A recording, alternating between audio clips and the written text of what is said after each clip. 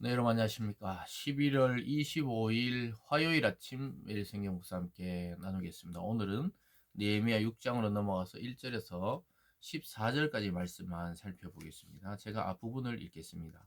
산발락과 도비아와 아라비아 사람 게셈과 그 아버지 우리의 원수들이 내가 성벽을 건축하여 허물어진 틈을 남기지 아니하였다 함을 들었는데 그때는 내가 아직 성문에 문짝을 달지 못하였던데라. 산발락과 게셈이 내게 사람을 보내 이르기를 오라 우리가 어느 평지 한 촌에서 서로 만나자 하니 실상은 나를 해하고자 함이었더라. 아멘. 마지막 절 14절을 함께 읽겠습니다. 내 하나님이여 도비아와 산발락과 여선지 노야다와 그 남은 선지자들 곧 나를 두렵게 하고자 한 자들의 소행을 기억하옵소서 하였노라. 아멘.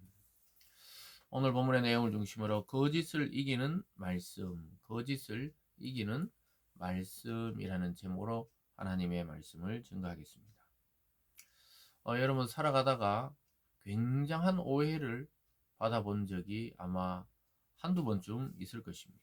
뭐 학생 때이든 또는 직장 생활하면서 때로는 뭐 가족 간에 부부 간에 오해를 받는 경우들이 있습니다.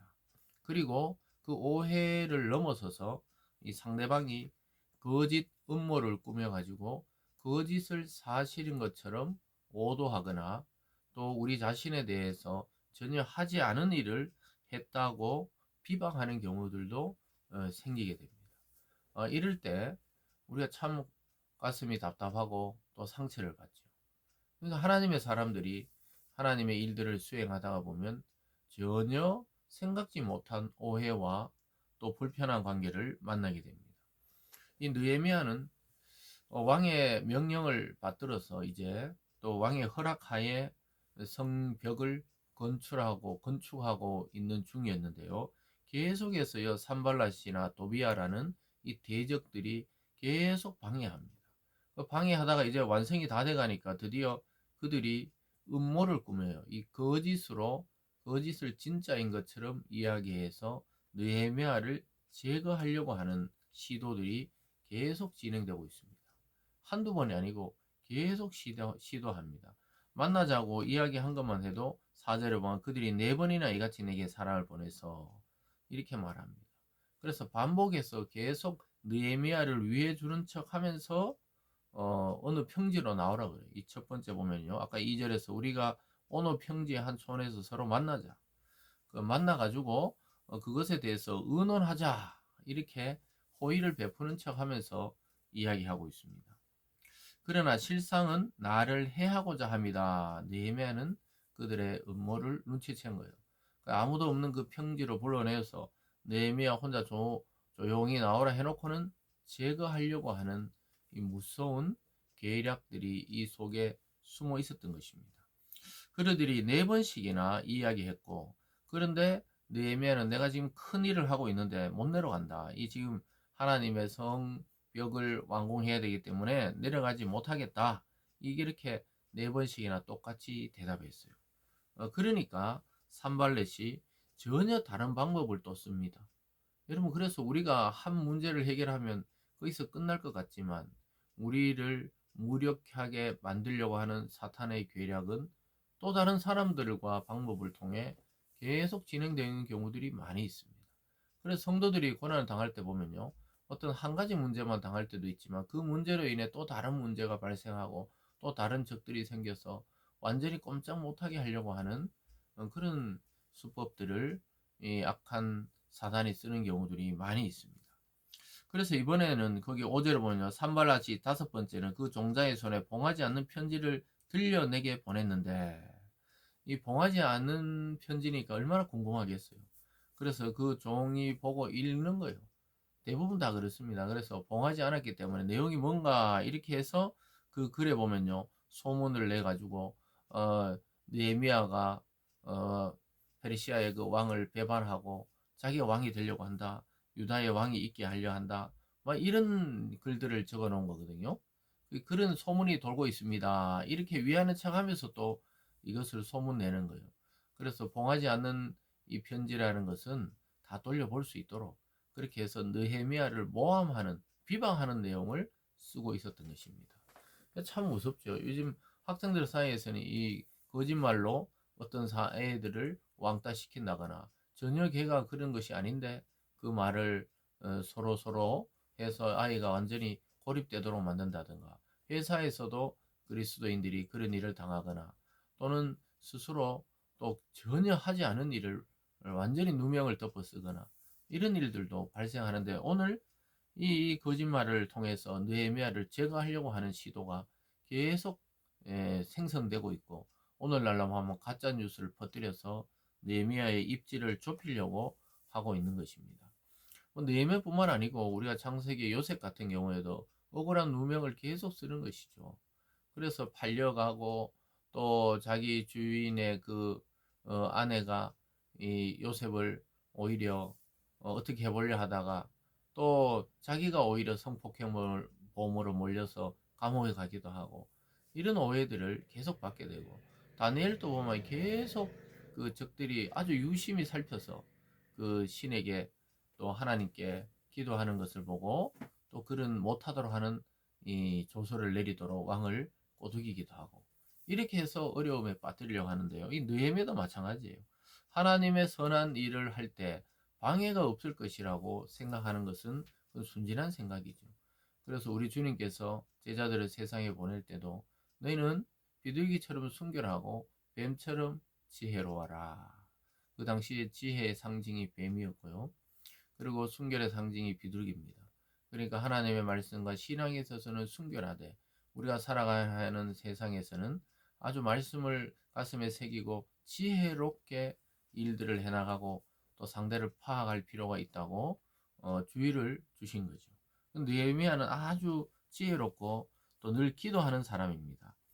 그래서 8절에 보니까요. 내가 사람을 보내 그에게 이르기를 내가 말한 바 이런 일은 없는 일이요 내 마음에 지어낸 것이라 하였나니 즉 그 산발렛의 그 편지에 쓰인 거나 또 대적들이 이에 주장하는 내용은 자기 입으로 말한 바가 없다는 거예요. 네 마음에 지어낸 것이다. 즉 네가 말한 이런 일들은 내가 말한 일이 아니고 네 마음에 지어낸 것 거짓이란 것을 정확하게 사람을 보내서 그 편지에 대한 내용을 전달하는 것을 보게 됩니다.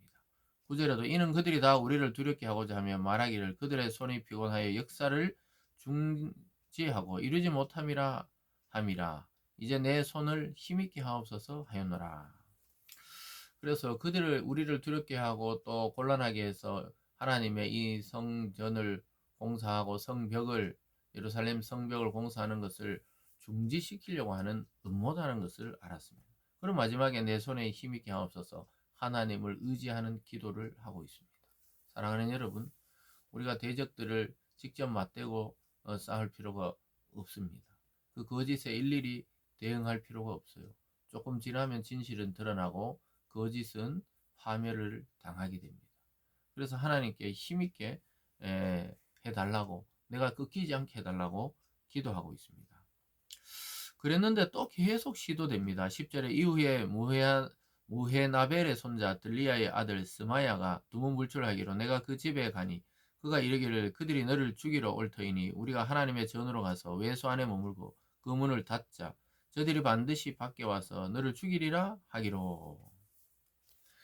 사랑하는 여러분, 이제 외부적인 적들이 성공을 못하니까 내부의 느헤미야와 가까웠던 스마야 선지자에게 뇌물을 먹였는지 어떤지 몰라도 그에게 거짓을 말하도록 합니다. 저들이 치러 오니까 성전 안 외소로 들어가자는 거예요. 그 성전 안에 대제사장이나 제사장 외에는 함부로 들어갈 수 없는데 그 법을 어기라고 지금 선지자 스마야가 이야기합니다.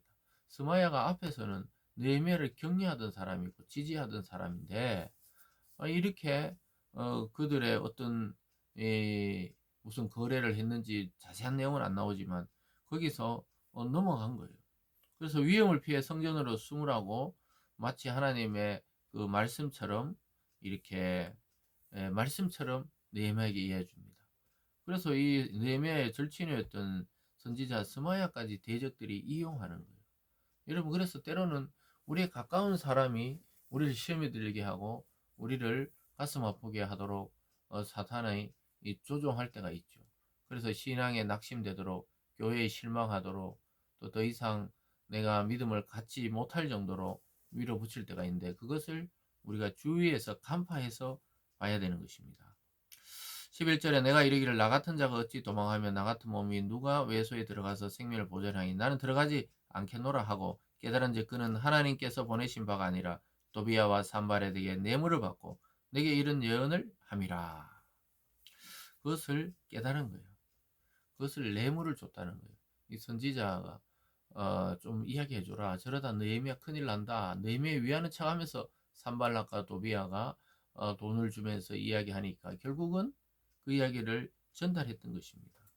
그러니까 참 악한 자들은 이 1차 시도가 안 되면 2차 시도, 3차 시도, 4차 시도, 또 다섯 번째는 이 비방하는 글들을 돌리고 여섯 번째는 완전히 채찍근을 통해 그 말을 믿도록 이야기하는데 느헤미야는 기도의 사람이라고 우리가 앞에서 이야기했습니다.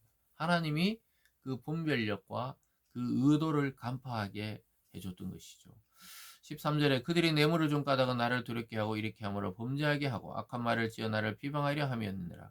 내 하나님이여 도비야와 산발락과 여선지 노데야다와 그 남은 선지자들 곧 나를 두렵게 하고자 한 자들의 소행을 기억하옵소서 하였노라.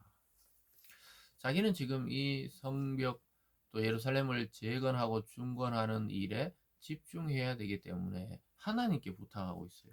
도비야나 산발락 또 여선지나 나머지 선지자들이 자꾸 느헤미야를 두렵게 하는 말들을 하는 것을 하나님께서 기억해 달라고 이야기합니다. 하나님이 그 대적들을 물리쳐 달라고 이야기하고 있습니다. 그래서 지금까지 그 적들의 그 음모 속에서도 그 내용을 다 알게 하신 하나님의 모습을 우리는 발견하게 됩니다. 그래서 여러분 우리가 늘 기도하고 말씀에 깨어 있다가 보면 이 상대방의 의도가 보일 때가 있어요. 그리고 그것이 거의 맞아요. 그리고 지혜를 줘서 상황을 분별하고 판단하도록 하십니다. 그래서 지혜와 명철의 근원이신 하나님께서 우리가 기도하고 말씀을 듣고 어떤 일을 실행할 때 분별력이 정말 우리의 분별력이 아니라 하나님의 영이신 성령이 그것을 분별해서 우리에게 감동을 줘요. 그래서 우리가 해야 될 일과 하지 말아야 될 일, 또 가야 될 길과 가지 말아야 될 길, 또 이 사람이 바른 것인지 옳지 않은 것인지를 분별하게 하는 그런 지혜를 주십니다. 오늘 이 아침 이 말씀을 통해 여러분 결국 거짓을 이기는 것은 말씀과 성령의 지혜입니다.